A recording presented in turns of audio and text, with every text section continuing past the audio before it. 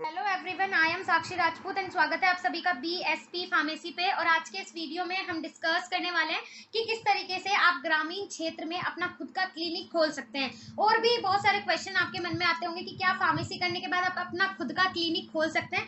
तो हाँ, आप खुद का क्लिनिक खोल सकते हैं, लेकिन उसका प्रोसीजर बिल्कुल अलग है। किस तरीके से खोल सकते हैं, ऐसा नहीं है कि ओनली फार्मा करने के बाद आप अपना खुद का क्लिनिक खोल सकते हैं। ये लीगल है या नहीं, ये आगे जाके इस वीडियो में हम डिस्कस करेंगे।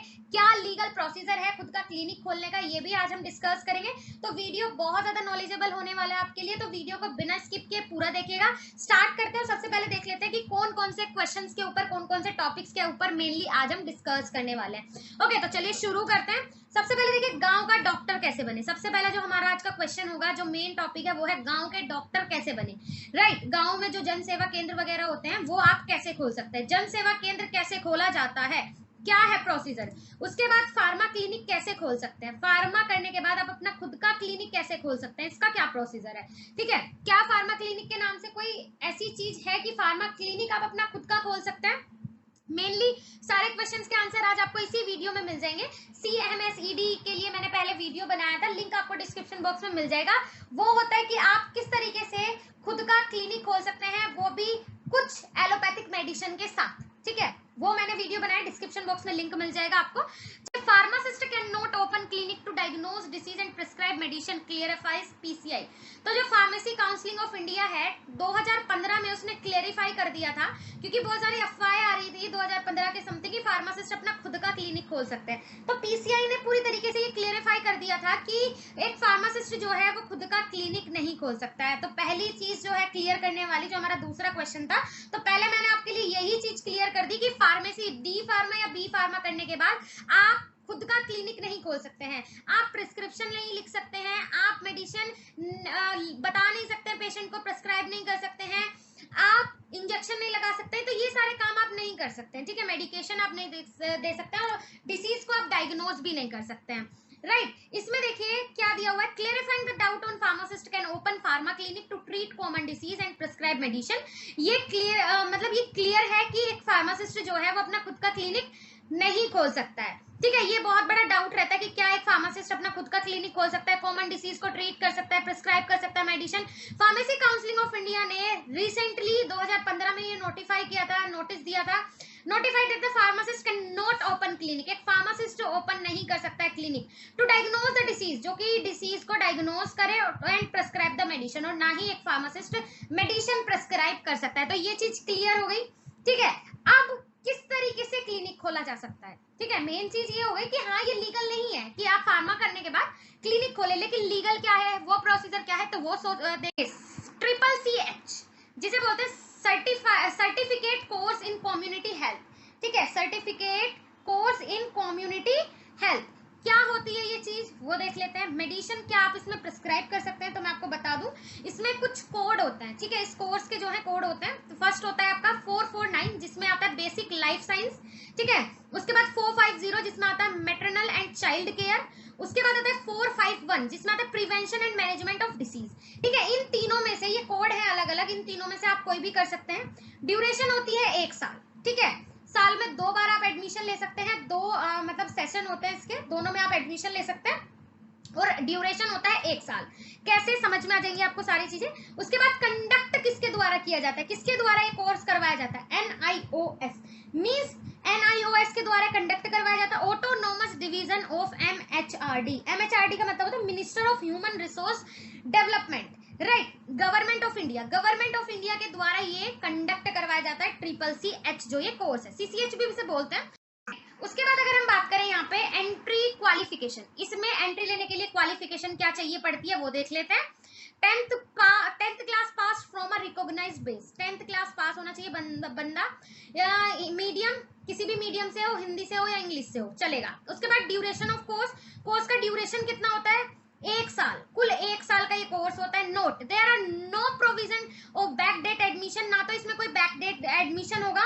ठीक है, जो डेट फिक्स कर दी है, जो डेट फिक्स है उसी डेट में आपका एडमिशन होगा, और कोई भी लेट अमाउंट फीस से भी एडमिशन नहीं होगा।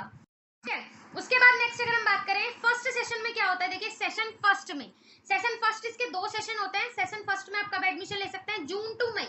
ठीक है, ये कब तक चलता है, जून से मई तक चलता है। Every year last date of submission is 31 मई।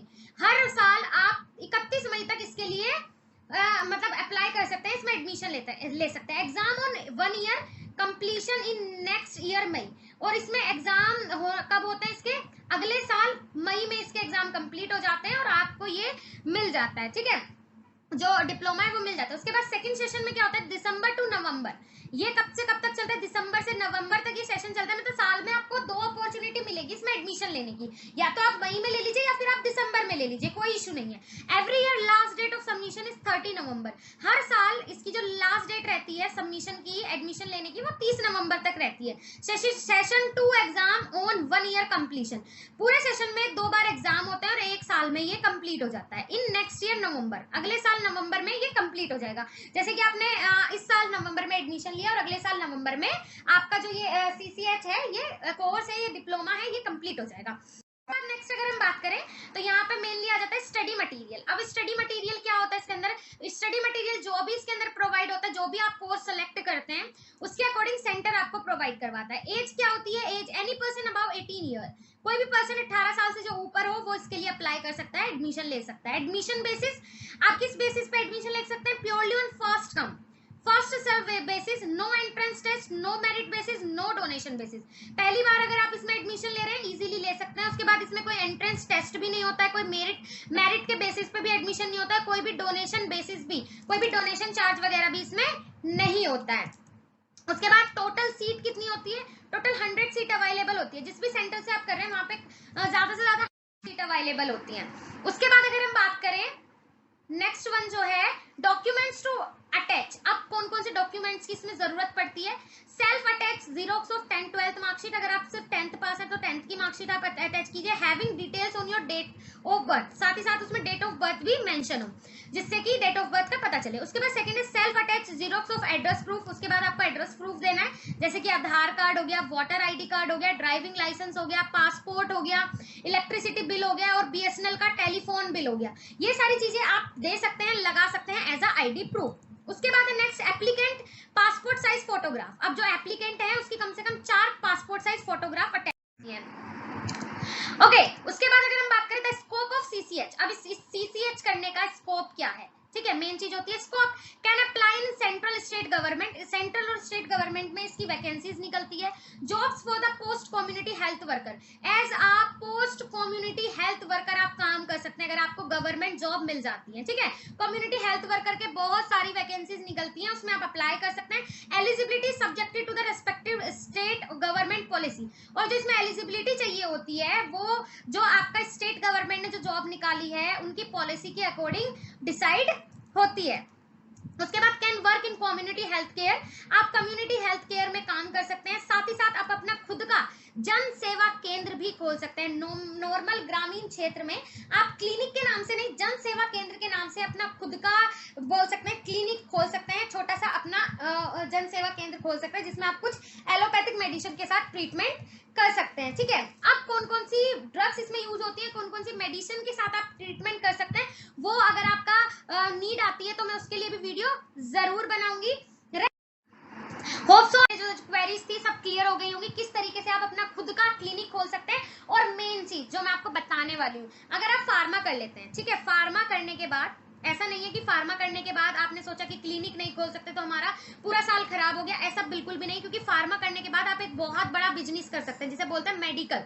ठीक है, आप खुद का अपना मेडिकल स्टोर डाल सकते हैं, मेडिकल स्टोर डाल सकते हैं, फार्मास्यूटिकल कंपनी डाल सकते हैं, और मेडिकल स्टोर तो आप डाल ही सकते हैं बिल्कुल लीगली। तो आप अपना मेडिकल स्टोर डालिए, साथ ही साथ आप 1 साल का तो कोर्स है कुल सीसीएच, आप ये कर लीजिए साइड में, ये कर लीजिए। 2 बार एग्जाम देने जाना है, और ऐसा भी नहीं कोई एंट्रेंस एग्जाम है, कोई डोनेशन आपको देनी है। नॉर्मली बहुत कम पैसों में लगभग 20,000 के समथिंग 20 से 25,000 रुपए लगते हैं और आपका ये कोर्स जो है वो हो जाएगा।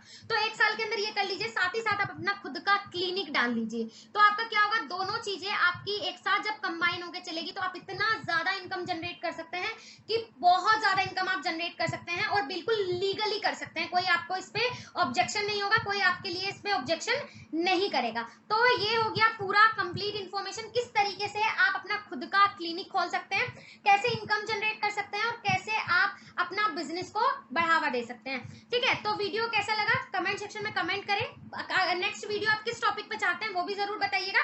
साथ ही साथ हमारी एप्लीकेशन बीएसपी फार्मेसी पे आपको मिल जाएंगे complete handwritten notes, computerise notes, video lectures, सारा स्टडी मटेरियल फार्मा का आपको हमारी एप्लीकेशन बीएसपी फार्मेसी पे मिल जाएगा। लिंक डिस्क्रिप्शन बॉक्स में मिल जाएगा, जाके एक बार जरूर विजिट कीजिएगा। Thank you so much.